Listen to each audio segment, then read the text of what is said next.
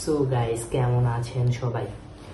আশা করছি সকলে অনেক অনেক বেশি ভালো আছেন। অ্যান্ড আলহামদুলিল্লাহ আমিও ভালো আছি। অ্যান্ড আজকের এই ভিডিওতে আমরা কথা বলবো বাংলাদেশের একজন সিনেমা গবেষক, বাংলাদেশের হাজারো পুরুষের মডেল অ্যান্ড হাজারো নারীর ক্রাশ।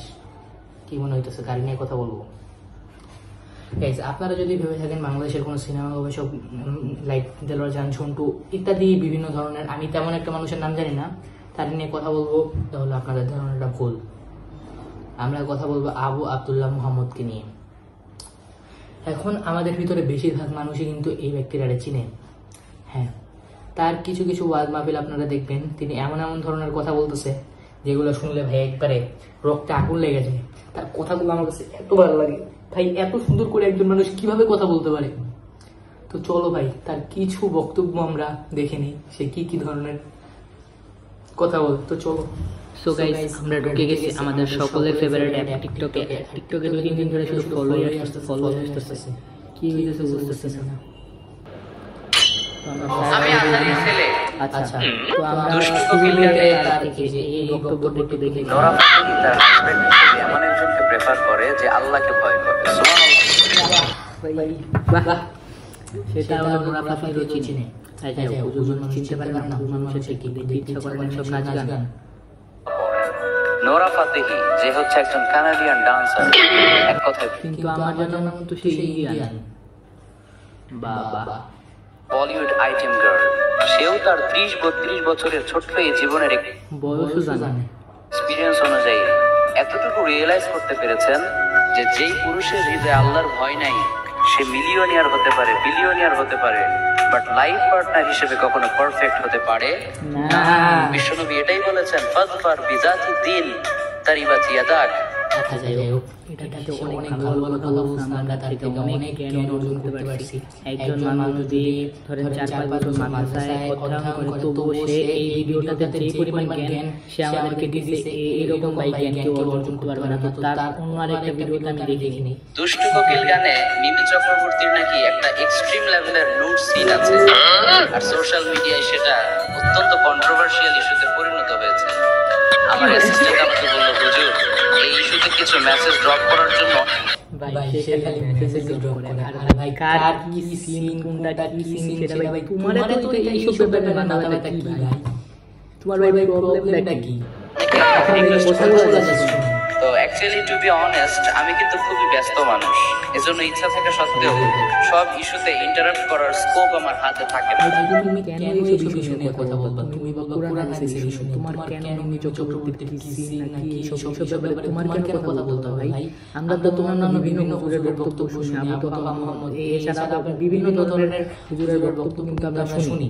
ঠিক আছে, তোমার মনে তো এই ধরনের হুজুরের বক্তব্য আমি আজকে পর্যন্ত শুনলাম না, তোমার মনে এই সব ধরনের বক্তব্য শুনলাম। আর ভাই তার ভাবটা দেখেন, একটা রুমের ভিতরে পর্দা লাগায় মাইক্রোফোন নিয়ে এমন ভাবে কথা বলতেছে যেমন সে কোটি কোটি দর্শকের সামনে কথা বলতেছে। আসলে কোনো দর্শক তো কিছুই না। But I think it's a very sensitive and important issue for us. That's why তোমাদেরকে কিছু কেন ইম্পর্টেন্ট ইস্যু ভাই? ইসলাম নাকি আমার যতটুকু, আমার এই ছোট মাথা যতটুকু জানি আমি, ইসলাম গান বাজনা নাচ গান এসবকে হারাম করছে। তুমি কেন এইসব ব্যাপারে কথা বলবো? মেসেজ ড্রপ করছি। ফার্স্ট অফ অল, আমরা সকলেই জানি যে ইসলাম আমাদেরকে এই ধরনের সিনেমা দেখা সাপোর্ট করে না। তুমি কেন দেখো ভাই, ওনার যেসব ভিডিওগুলো আপনারা দেখবেন উনি কিন্তু সব ব্যাপারে নিয়ে সিনেমা নিয়ে কথা বলছে, খারাপ করেছে আমাদের জন্য। বাট একটা সময় ছিল যখন বাংলার ম্যাঙ্গো পিপল মানে আমজনতা ফ্যামিলির সবাইকে নিয়ে একসাথে অ্যাটলিস্ট বাংলা সিনেমাগুলো দেখতো। বাট বাংলা সিনেমার স্ট্যান্ডার্ড নামতে নামতে এখন এমন পর্যায়ে এসেছে যে পাশে গার্লফ্রেন্ডকে রেখে এ ধরনের সিনেমা দেখতেও লজ্জা লাগবে।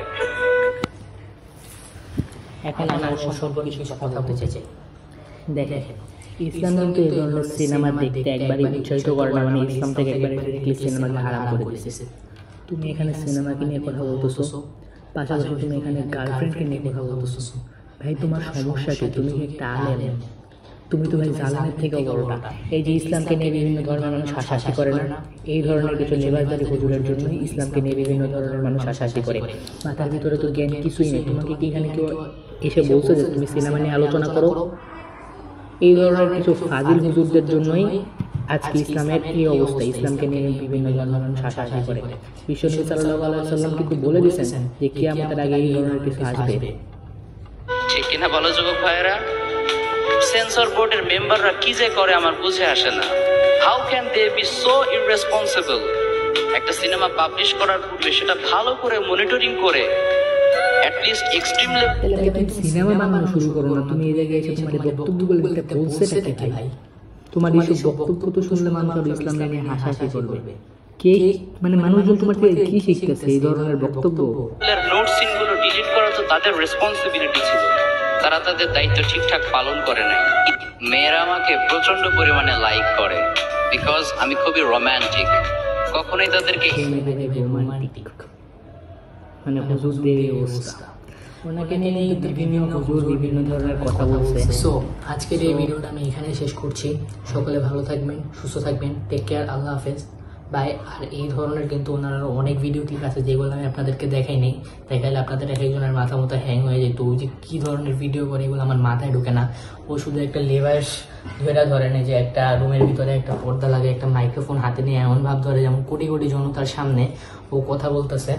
মানে এই ধরনের ও যদি কথা কোনো জনতার সামনে বলতো তাহলে ওরে জুতা দিয়ে পিটাই ওই জায়গায় মেরে নিত। সো সকলে ভালো থাকবেন, সুস্থ থাকবেন, টেক কেয়ার, আল্লাহ হাফেজ।